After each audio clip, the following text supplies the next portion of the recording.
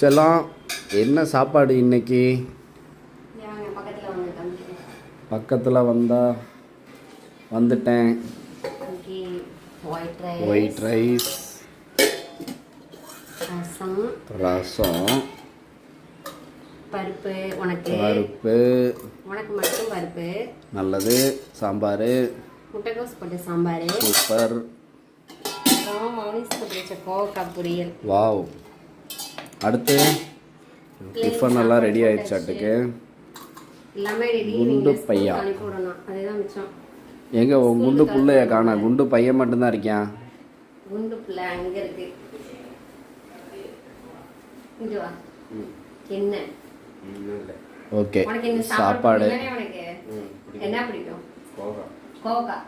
கோவக்காய் ஆல் சாப்பாடு my favourite. My பொண்டாட்டி செஞ்சதும்.